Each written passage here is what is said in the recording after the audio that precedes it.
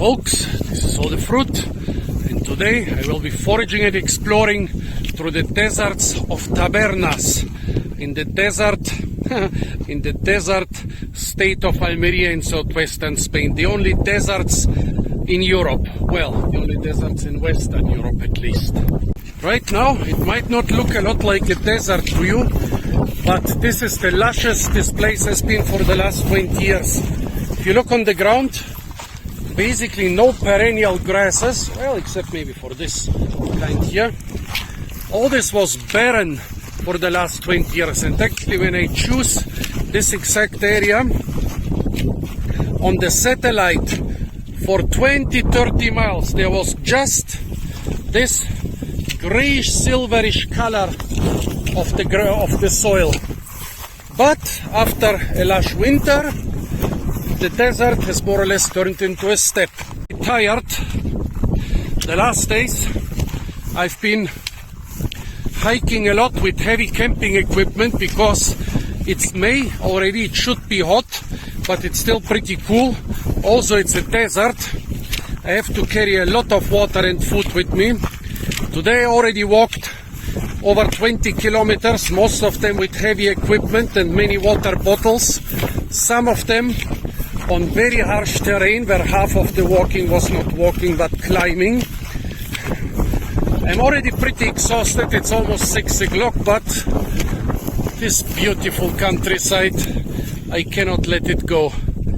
I have to do one more long walk into the sunset before I huddle down somewhere among the spiny desert shrubs that just pierced my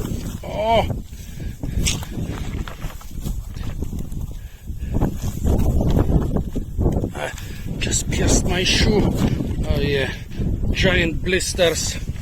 I'm bleeding like a pig. Oh yeah, but I cannot stop. Tomorrow I have to leave the desert and continue towards the Costa Tropical, the main cultivation area of tropical fruits in all of Europe. Today I already walked more than halfway to those mountains. Filmed a lot of long videos today, but I need to do more. This is so beautiful. You cannot expect a lot of edible fruits. It will be mostly the desert beauty and remnants of old ancient desert agriculture, and also remnants of a lot of movies. Because of the beauty of this place, it has been useful well over 100 different movies, most of them so-called Italo-Western, Italian Western movies. Yes, that's a thing, and there are over 100 of them. And since Italy is quite rainy for the winter half of the year, they all used to come here and film here for half a year. Look, by the way, at those beautiful flowers, they look like crystals. Not only Italian movies have been shot here, in the deserts, mostly in the desert of Tabernas, but also in surrounding desert-like areas. Conan the Barbarian have been shot, also parts of Star Wars, parts of Indiana Jones, The Last Crusade, and so on, and so on, and so on. And of all of the deserts here in the area, the most famous for videos, for movies, is this one, the desert of Tabernas. Dusty country, I'm so tired already. Dusty country roads crisscrossing the desert, mostly leading to remote farms, sometimes to remote olive groves where there is an underground spring, or to other mysterious places. I plan to follow one of those for a couple kilometers until I pass out in the evening. One of the infrequent old olive groves here in the desert. By the way, here to the east, the desert is pretty lush in general and also has gotten a lot of rain this year. I've passed even areas with a lot more lush grass growth today. But to the west of the town of Tabernas, I passed there yesterday by bus. It has gotten a lot less rain this year. and we'll get into real desert looking areas soon. This olive plantation has not survived the horrible droughts of the last 20 years. It looks almost like it also has burned down, but new olives have been already planted and irrigation has been set up. Here, interestingly enough, an old fig tree has survived. Well, the stem has mostly died, but the roots have mostly survived. And here and there, also almonds have survived. Not sure what to make of that. A neat plantation of Olea Europea var Oleaster, the wild olive. It has been planted here. I don't know if this was an old plantation where the grafts have died. Over there seem to be 2 or 3 trees where the grafts of Olea Europea are still alive. Or if they just planted Oleaster first. As you can see, no irrigation here. The wild olive can survive those harsh conditions. And then maybe in a couple years, when the wild olives are strong enough, they will graft them again. Very strange. For example, look, this is all Oleaster. Short leaves, those very straight geometric branches. Well, here, this is Europea. But is it grafted on Oleaster or is it an old Europea variety? Strange. An old irrigation channel is going along this country road. This has been abandoned decades ago. The Arabs started large-scale irrigation here, and most of the fields still work with irrigation, but a lot of the channels have been abandoned when the area got depopulated in the late 20th century, and then again during the droughts of the 21st century. Here they have planted it seems only one carob next to the olives.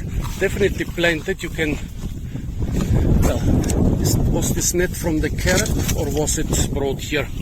Carob, just like the olives, is not native. It comes from the Eastern Mediterranean. Those fruits are very nutritious when they are dry. Can be eaten out of hand, fed to livestock, made into powder. Also, the seeds were used to weigh gold and diamonds. That's where the word carat comes from. It comes from the name of this big carob. Nowadays the seeds are even more valuable. They are used to congeal stuff like a sort of vegan gelatin, making jellies or semi-solid things, cheese-like things out of liquids. Very drought resistant, just like the olive. The olive plantations in the distance here, some remnants of afforestation, a couple dying oaks, a couple Oleaster, a couple carobs. Yeah, from time to time the government gives money for afforestation of the desert, but often it doesn't end well. By the way, on the satellites, the whole area for dozens and dozens of miles in every direction looks like this. Dark gray, silverish, naked soil with single shrubs. But as you can see, after the lushest winter in 20 years, it looks more like a steppe than a desert. Thyme, Thymus vulgaris, so common in the desert-like steppes of southern Spain that often it stretches for many miles. Steppes dominated by thyme, those are called tomillares, thyme steppes. And this is the thyme you get on your Italian food. The dirt road climbs a low desert hill to the south, Sierra Alhamia, the only place with any type of forest, but only in the highest areas. To the east, big quarries, hectares and hectares of solar panels, even more modern olive, I wouldn't call them groves, basically like grapevines, cut them down to 2 meters and grow them in like hedges. Then here, the eastern, lusher part of the desert of Tabernas. In the background, Castro de los Filarbres, a tiny village nestled in the middle of the desert. Beautiful, the mountains. Oh, and hills. Here, by the way, a small afforestation effort with pines. Here, under the Sierra Alhamia, the Moorish or Arab Alcazar of Tabernas, the fortress of Tabernas. Behind it, it's the town. And over there, where we cannot see very well yet, that's Western country. See those big grasses here? This is esparto. Here, basically no perennial grasses have survived.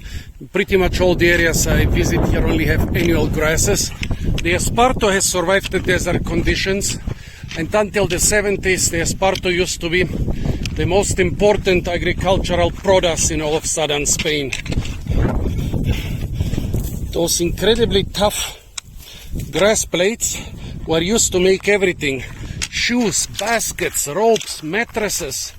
They were brought in huge amounts to the cities and even to Britain to be made into paper and fabric. Basically millions of people, millions of poor people who had not enough own land, didn't produce enough food, relied on this stuff. It was a very harsh, very poor life. You could barely survive by harvesting, processing and selling this grass, but it saved them from complete starvation. Harvesting and processing it alone is a pain. It's so super tough. It's not like grass, it's like wire. Here a grain field in the middle of nowhere. You will notice that only half of the field has been sown with grain, the light green stuff. Half of it, the desert vegetation just has been destroyed and nothing has been done. And even that half is not gonna get harvested. Why? Is it too dry? It's the rainiest year in 20 years. So why did they make a grain field here? Why did they sow only half of it? Well, did they sow it with so few barley in this case? This would never be enough for harvesting. And why don't they even plan to harvest it? Unfortunately, the answer is in the European subsidies. You get subsidized by hectare. You plant a hectare of grain, especially in extreme conditions like deserts or mountains or so. The EU pays you money. They only care that you plant it. They don't care if you harvest it. And a lot of people here plant square kilometers of grain, or mostly they don't even plant grain. They will just work the land, get the subsidies. Some of them will plant a little bit of grain, but none of them in the 21st century, in the whole region, none of them has harvested a single bushel of grain.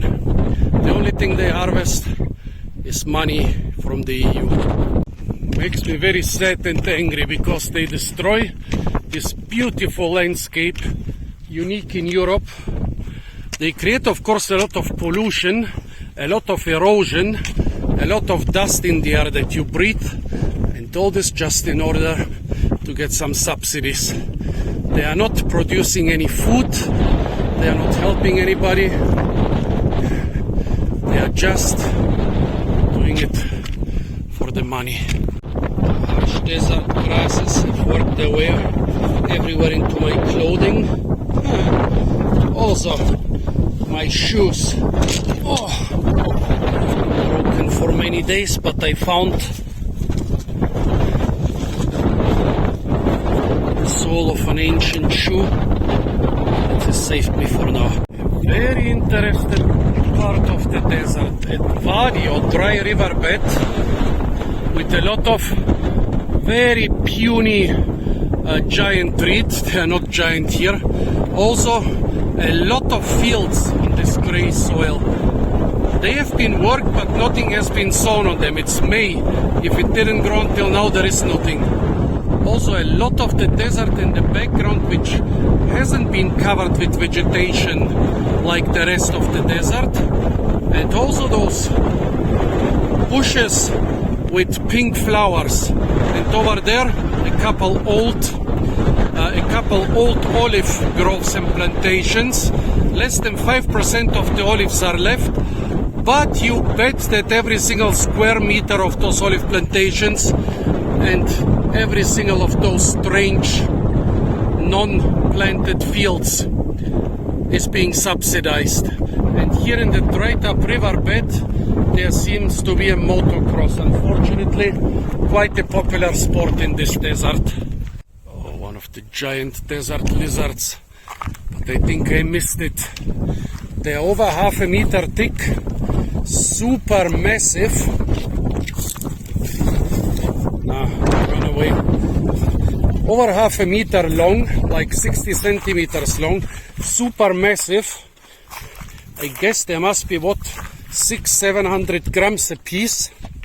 And until the 60s, they were commonly eaten in dry and poor parts of Spain. They were even sold on the roadsides. If you cannot afford a chicken or a rabbit, you just had some big-tailed chicken. Here, west of Tabernas, behind those tabletop mountains, is the famous part of Tabernas where, well, there is no place in the world where more Western movies have been shot, except in the studios of Hollywood, but there is no outdoor place in the world where more Western movies have been shot.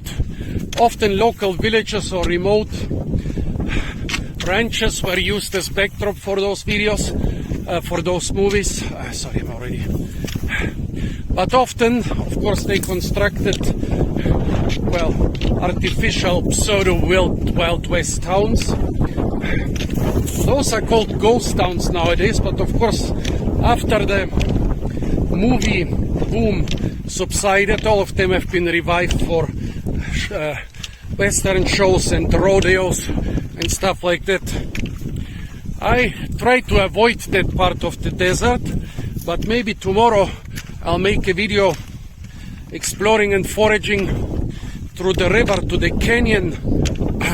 Here far in the background, you cannot see it now. Basically every Italo-Western and also a couple of the American ones has a chase scene through a canyon, and it's always the same one.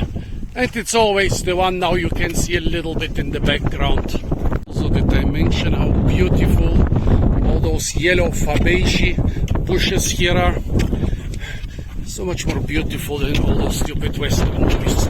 Anyway, over there, aqueduct in the background. Also a couple new cornfields. Here, an old olive grove which might have been abandoned or not.